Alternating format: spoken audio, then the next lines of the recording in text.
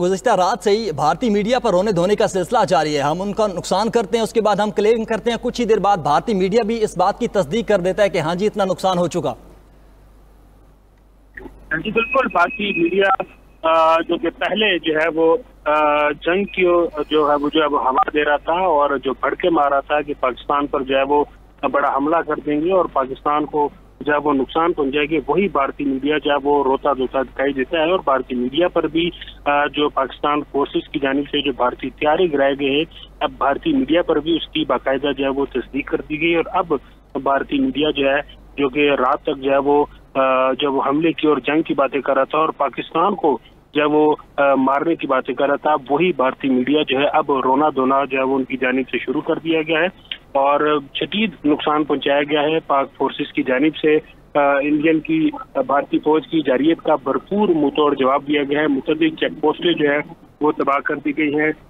और 5 अभी तक जो बताया जा रहा है कि 5 जो हथियारे हैं फाइटर जेट्स इंडिया के, वो तबाह कर दिए गए हैं। मुतअद्दिद पोस्टों पर जो है वो उनकी तबाह कर दी गई है और पसपाई का सामना करना पड़ रहा है भारतीय फौज को, जबकि भारतीय फौज की जानिब से जो है वो सफेद झंडा भी जोरा पोस्ट पर लहरा दिया गया है और पाक फौज ने के जवानों ने दुश्मन की पोस्ट पर नारे तकबीर के साथ फायर दागे जो बिल्कुल ठीक निशाने पर लगे हैं और जोरा पोस्ट जो है वो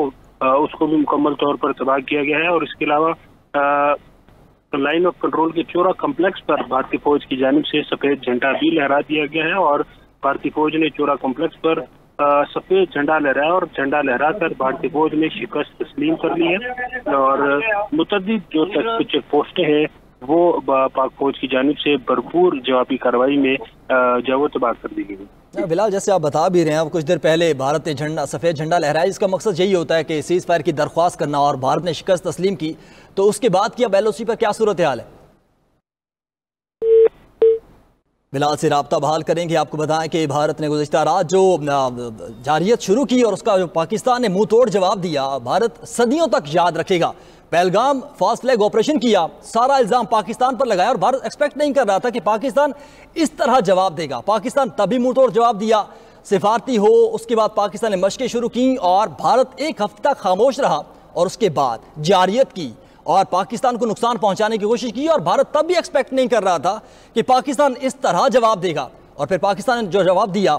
सिर्फ पाकिस्तान ने नहीं, भारत ने नहीं, बल्कि पूरी दुनिया ने उस जवाब को देखा। हमने उनके 5 तैयारे मार गिराए, उनकी ब्रिगेड के हेडक्वार्टर को उड़ा दिया, बटालियंस उड़ा दी और चेक पोस्टों को तबाह किया। और ये मनाजिर जो हैं ये भारत यकीनन तौर पर देख रहा होगा कि किस तरह उनके तैयारों को तबाह किया गया। राफेल, जिस पर मोदी बारहा कहते रहे, जहां भी स्पीच करते कहते कि हमारे पास राफेल हैं और शायद पाकिस्तान को पैगाम देते थे, लेकिन पाकिस्तान ने जो जवाब दिया राफेल को उड़ा के, अब मोदी और उनकी हुकूमत सारी जिंदगी याद रखेगी। भारतीय मीडिया जो हवा देता रहा इस जंग को, आज वो रात से रो रहा है और जो हम क्लेम कर रहे हैं कि हमने इतना नुकसान किया, भारतीय मीडिया उसको तस्लीम करता जा रहा है। इसके अलावा आलमी सतह पर भी इस जंग को रोकने के और